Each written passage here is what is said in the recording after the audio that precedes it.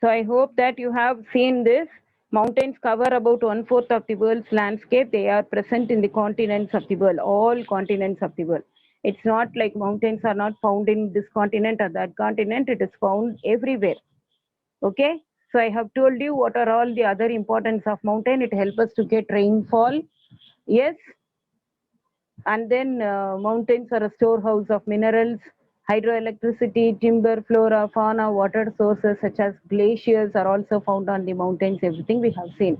And some examples of mountains also we have seen: Andes Mountain, the Rocky Mountains of North America, Atlas Mountain, and the Himalayas.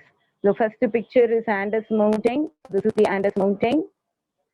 Okay. So here the next one is the Rocky Mountains of North America. This third picture is Atlas Mountain. And here this is Himalayas. Okay. So all these we have seen on the day. The next one we have to see is about the plateau region. You can see the structure of the plateau region. It has no sharp edges. It also has some rocks, but it has no sharp edges. It's a flat region. Okay. It's like a table. It's like a table. So it is also called as a tableland. Plateau region is also called as tableland, which you have learned in your fourth standard. I hope that you remember. Yes. And here a plateau is a large elevated tableland separated from its surrounding areas by steep slopes. Plateaus have fairly level land on top. So that is what steep slopes means. I have to show you here. So like flat top on, it has flat top and steep slopes. So this is how the land structure is. So that is why it is called as tableland. Okay, and they are quite widespread and are found all over the earth. So this plateau region is also found on the earth everywhere. It covers 45% of the earth's surface. What is the percentage? 45% of the earth's surface. And these areas are subjected to erosion over the years by agents of gradation such as rivers and winds. So continuously these areas get rivers, these areas are subjected to winds, and then the rivers, when the rivers flows from the mountain to the down region, so surely this area also will get eroded. So it is subjected to erosion continuously. The plateau region is subjected to erosion continuously due to rivers and winds. And these plateaus are also rich in minerals, and mining activities can be done in that area. Okay, the better example we can say is the Deccan Plateau. Okay, which is a better example: Deccan Plateau in India and the Colorado Plateau of North America, Bolivian Plateau in South America. The better examples are Deccan Plateau in India, Colorado Plateau of North America, Bolivian Plateau in South America. So even we have the Chota Nagpur Plateau, Malwa Plateau, like that. We have the other two important plateaus apart from the Deccan Plateau. So Deccan Plateau covers the entire South India, which is like the inverted triangular shape. I hope that you know that. So plateaus are also rich in minerals. Plateaus are also rich in minerals, and mining activities can be done in that area. Why mining activities are done? In order to dig out, okay, in order to take out all the minerals from the earth. So that is why mining activities also are carried out in the plateau region. So you can see the plain region. This is called as plain region. You can see the greenish color. So that is why it is called as the fertile plain region. Because this region gets water continuously, so the soil is fertile always. So crops can be grown more, and this land is particularly used for agriculture. Okay. So northern plains you would have seen in the map. So after we finish this physiographic division, I will show you on the map. Next one, so about the plain region, plains are broad, fairly level stretches of land of low elevation. So you can see here it covers about 1/3 of the total world's area. That is nearly 33%. It covers about 33% of the total world's area. And this land is mainly suitable for doing agriculture, irrigation, transportation, habitation. Habitation means the people can live in that area. Okay. So this plain region, as I have told you earlier, this plain region has lot of population because agriculture is the main occupation in the plain region. For doing that agriculture, many people reside in that area. Okay, many people reside in that area, so it is a densely populated. Plain region is densely populated. Densely populated means it has lot of people living in that place. So in India, if you take Uttar Pradesh, okay, has lot of population. In India, Uttar Pradesh has more population. Here, rivers which carry silt and water from the mountain makes the plain fertile.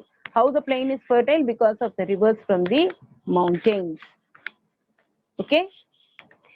So some important plains of the world include, we have the Ganga Brahmaputra plain, yes, and the plains formed by the Nile River of Africa, the Great Plains of the USA, the North European Plains, the Nullarbor Plains of Australia. These are some of the important famous plains of the world.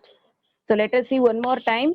The Ganga Brahmaputra plains of Indian subcontinent, plains formed by the Nile River of Africa, the Great Plains of the USA, the North European plains, the Nullarbor plains of Australia. So these are some of the important plains around the world. So I hope that you have understood about the plain region. So let us go to the next one.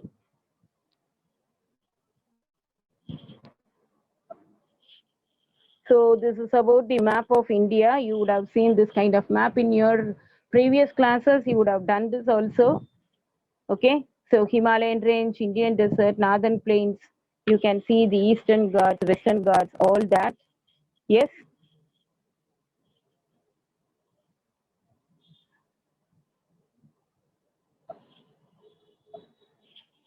Here, ability can show here is geographic divisions as it has affects its biodiversity. You can see here Himalayas are divided into Trans Himalayas, Western Himalayas. All these are the Himalayan region. You can see the Gangetic Plain. Yes, and the other places. This is Coromandel Coast, Eastern Ghats, Western Ghats, and it has Malabar Coast, Kongan Coast.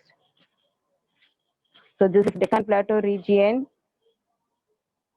Okay, this is mouth of Ganga. That is mouth of Ganga means the place where Ganga River, okay, joins Bay of Bengal. This is semi-arid region, desert region. All these you know. Okay. To the right side of India we have Tibet, and to the left side of India we have Pakistan. And here we have the other country Nepal, Bhutan, and here Myanmar is also another place. So all these you have seen.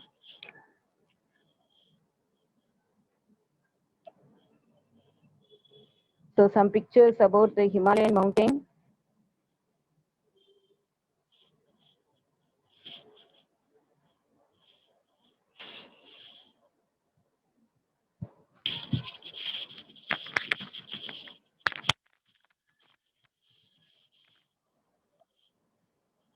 Himalayas. Let us see about the Himalayas, importance of Himalayas. Himalayas are very much useful to India in many ways. So we have seen in the previous slide also, but it is like exactly what is given there we will see. It acts as a climatic barrier. What is the word you have to use? It acts as a climatic barrier. It acts as a climatic barrier that prevents the cold winds from the other parts of Asia. So if you see India, from the other parts of Asia, India is in the Asian continent. Okay, from the other parts of Asia, some cold winds can enter into India, but these cold winds are, okay, blocked by the Himalayan mountains. And also it provides rainfall in the northern India by preventing the monsoon winds to escape to the other places. It also acts as a defense barrier. So it is a defense barrier means it is the border of our country. Okay, so if most of the army people reside over there to check out whether other enemies are entering into India, So natural barrier. Himalayas act as a natural barrier to prevent the enemies entering into India. So that is what is given here. It prevents a country from foreign invasion. Prevents a country from foreign invasion.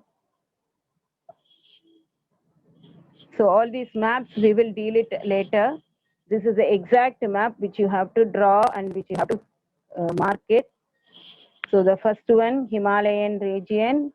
This is northern plains, desert region, plateau region, okay, eastern coastal plain, western coastal plain, Andaman and Nicobar Islands.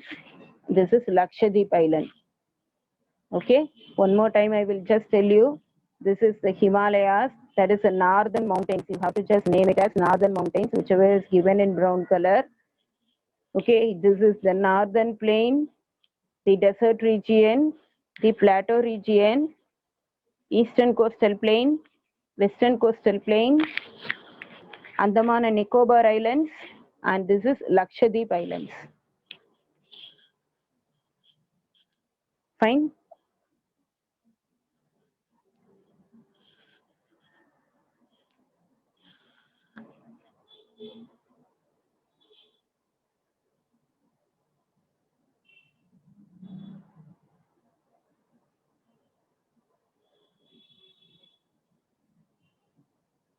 So let us see this one, the coastal plains. So when you are asked to mark these places, you should be able to mark. This is northern Sirkar. This is Coromandel coast. Okay, this is Coromandel coast. Here it is northern Sirkar. Here Kongan coast. Here Malabar coast. The divisions are given there. Okay, I hope that you are able to understand. From here to here, Coromandel coast. Okay, the other place, this is northern Sirkar. From here, Kanyakumari, tip of India, Kanyakumari to here, this is Malabar coast. This place is Malabar coast. And from here to here, this is Kongan coast. Okay, this is Gujarat coast. All the other places, Gujarat coast, which is around Gujarat. Okay, hope that we have seen the maps also in between the places, in between the lesson we have seen. So you have to understand that when the material is sent, all these maps also will be sent to you. You have to practice it thoroughly. So let us see about the western coastal plain. Okay, the western coastal plains are smaller than their eastern counterpart. When we compare the eastern coastal plain and the western coastal plain is the smaller one, and it is divided into three parts. That is what we have seen: Kongan coast, Malabar coast we have seen, and in between there is a small coast called Canara coast. Okay, in between there is a small coast called Canara coast. The maximum storm activity on the western coastal plain occurs in the month of March. Storm activity means you know very well that most of the storms occur in this area during the month of March. During the month of March. Which coastal plain? Western coastal plain. That is on the Kerala side. Okay, western coastal plain. Next one, soil. Yes. From here we are going to learn about this. We have seen the physical features of India, but here we are going to see soil as an important one. We know very well that it is an important resource for many things. Without soil, nothing can be done. So let us see about the soil.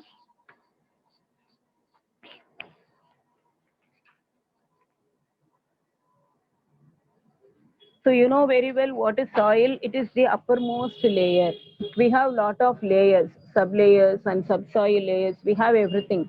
But the soil is the uppermost layer of the earth's surface. Okay, how the soil is formed? Soil is formed because of the weathering of rocks. Soil is formed because of the weathering of rocks. Okay, it takes around 1,000 years to make 2 centimeter of soil, we can say. Okay, for making the process, for breaking the rocks into soil, fine sand, the first layer, it takes around 1,000 years. Okay, it takes around 1,000 years. So imagine that it's not a fast process, it is a slow process because weathering occurs very slowly. So let us see about it. It is a thin layer of grainy substance covering the surface of the earth. So it is called what? Soil. And this soil is made up of organic matters, minerals, weathered rocks found on earth. Because we know very well that when the rocks are formed, how the rocks are formed, it is due to the volcanic activity. When the lava flows down, it carries many of the things which is on its way. So all gets embedded into the rock. Okay, when these rocks gets weathered, all those are turned into pieces. So these pieces are get settled on the surface of the soil, surface of the land, we can say, surface of the land. So that is called what? Soil. So soil contains organic matters, minerals, weathered rocks, all found on the earth. It is formed by the process of weathering. It is formed by the process of weathering. Weathering means what? Breaking of rocks. Yes. So let us see the importance of soil. It is a natural resource. So soil help in the growth of plants by holding the roots and supplying water and nutrients. All this you had learned. But anyhow, in this, based on the lesson, we have to learn this. It is essential for agriculture, which provides us food, clothing, and shelter. It is a habitat of several organisms like ants, earthworms, snails, centipedes, millipedes, snakes, rats, beetles, etc. So not only we depend on the soil, all the small living organisms also depend on the soil, because soil is not only sand or stones. It has lot of living organisms inside. Yes. So especially you can see the ants over there, ant hills over there, earthworms. So all these have the soil as the home.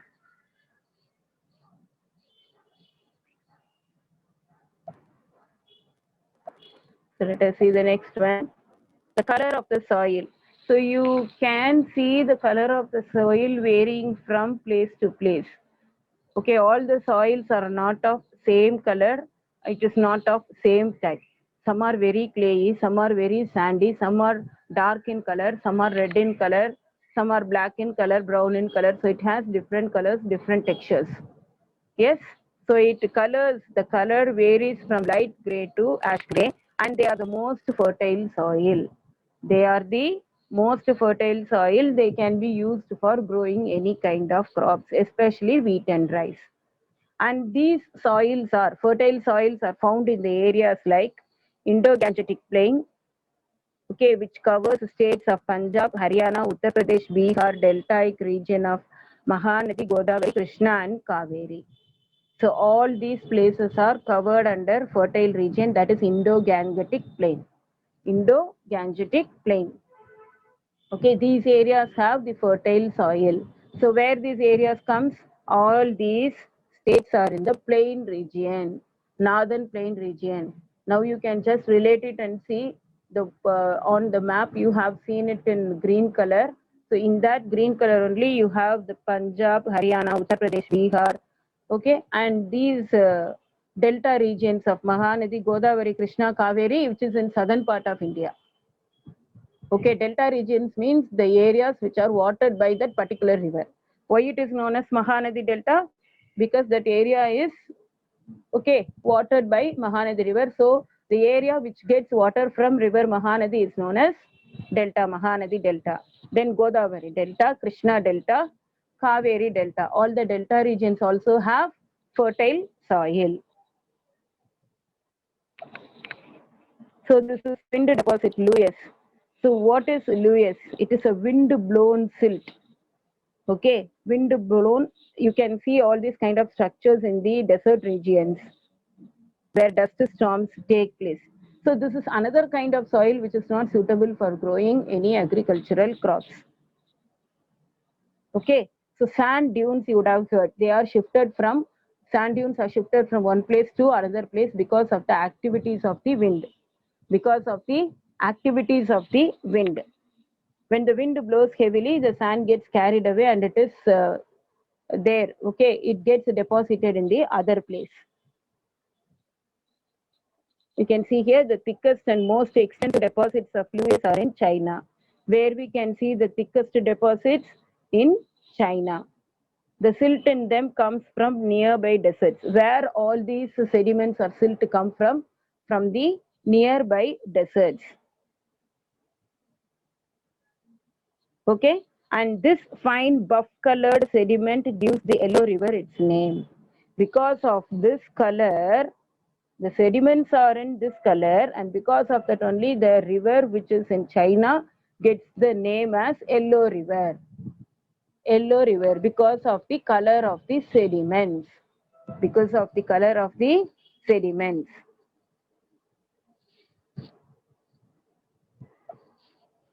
So let us see the soil profile. This also you had learnt in your science. So let us see in detail now.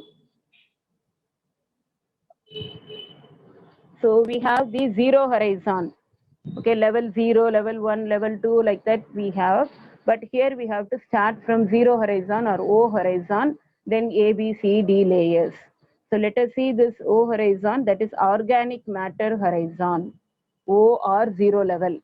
Okay, this is organic matter horizon, and this surface layer at depth of 0 to 2 feet. Where it is found? 0 to 2 feet.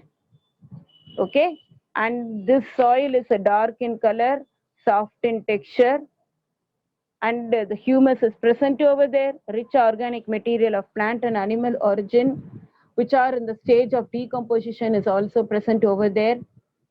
And this layer has the leaf litters, the fallen leaf. Okay, the from some of the trees has needles, that also there, some twigs are there, branches are there, mosses, lichens, all. Okay, all that are not decomposing, it is in the form of decomposing stage, so all the fallen matters are there in this soil. So this is called what? O horizon, because it contains, O means organic matter, it contains the organic matter, so it is called what? O horizon. It has its depth of 0 to 2 feet. 0 to 2 feet, you can see here this area only. So it is a dark in color, soft in texture. Fine. So let us see the A horizon. You can see the layers of the soil here, the dark soil, next layer, next layer. You can see with the help of the different color also. So this is called as a topsoil or biomantle horizon. This is called topsoil or biomantle horizon. So it is a topmost layer of the mineral soil at the depth of 0 to 10 feet. So here this is 0 to 2 feet and this is 0 to 10 feet. Okay, 2 to 10 feet. This is the A horizon. This is O horizon. Fine, children. So it is called as biomantle, which is most biological productive layer. That is, earthworms are present there, fungi, bacteria, all live in this layer. Which layer? A horizon. It has the smallest and finest particles of sand. Okay, it has the smallest and finest soil particles. Fine, children. So we have seen O layer and we have seen A layer. Next one, you can see here E horizon. E horizon is called the leaching layer. Okay, E horizon, which is called the leaching layer. It's small layer between A and B. Okay, it is a small layer between A and B at the depth of 10 to 15. Okay, 10 to 15 feet, and it is very light in color. It is made of mainly sand and silt. It is mainly made of sand and silt. Okay, poor minerals. It has poor minerals and poor clay content due to the leaching. Leaching happens over there when the rainwater flows over there, or some water, underground water flows over there. That fertility of the soil will get washed away, or the layer will get washed away. That is why it is a thin layer between A horizon and B horizon. So leaching happens over there. That is a loss of water. Okay, retaining plant nutrients to the water table. Here soil particles larger than in A horizon but smaller than in B horizon. It is, the soil particles are larger than in A horizon but smaller than in B horizon. I will tell you how it is. Okay, in the last slide, I will show you why the size of the uh, that is the pebbles or the stones are different in different layers. I will just tell you. Next one, let us see about the B horizon, which is called subsoil. A horizon was called as a topsoil, and this is called as a subsoil. It is at the depth of 10 to 30 feet. It is at the depth of, you can see the picture here, 10 to 30 feet. It is rich in clay minerals like iron and aluminium. Fe and Al means ferrum and aluminium, iron and aluminium. So, in the layer between A and B, the E horizon, leaching take place. Because of that leaching, this layer gets some organic material. This layer gets some organic material. So, if a plant is grown here on the top layer of the soil, the roots of the plants can go till this soil, till this layer, or we can say that till this horizon, B horizon. You can see in the picture also here. The roots can get extended to B horizon, and it is red or brown in color due to the presence of iron. Due to the presence of iron, because what will happen when the iron is if we mix the iron with water, or if the iron is treated with water, what will happen? It will get rusted. In the same way, this layer contains iron. So when it meets with water, what happens? It gets rusted. When it is rusted, it becomes red. Okay, some kind of brownish red you have seen. So that is why this is kind of red soil, we can say, or the soil looks red in color.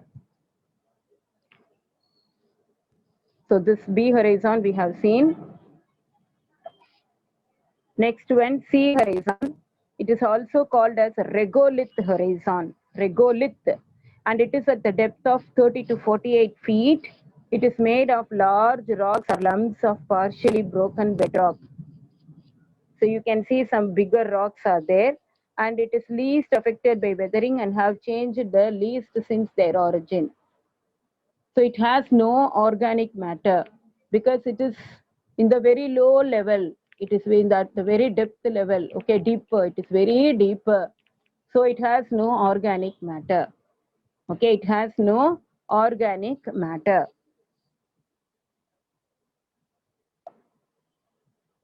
Now this is R horizon, which is called as the bedrock. Okay, the last one. This is bedrock. The rocks which are in greater pieces. Okay, then when it is weathered, when it is exposed to weathering climatic condition, it becomes small pieces of rocks. Then it becomes small stones. Then some particles of sand. In the topsoil, it becomes a very soft clayey soil. This is how the weathering happens. Okay, it is very deeper, so it is not exposed to any kind of climatic changes or weathering. Okay, it is all because of the leaching, something happens in the E layer, and the iron get rusted and something. And due to those reasons, weathering happens, and due to the climatic changes also, all process are there. So you can see from bottom to top, from the bigger rock to the soft layer, how it is. So it is also called as the deepest soil horizon in the soil profile. It has only the bedrock. Yes. How the soils are formed, that we know very well. So you can see that soil cycle. So it is all because of the climate, organisms, parent material, that is a parent rock, and due to the time also, as the time goes, after millions of years, after thousands of years, due to the weathering and some kind of erosion or climatic changes, there will be changes.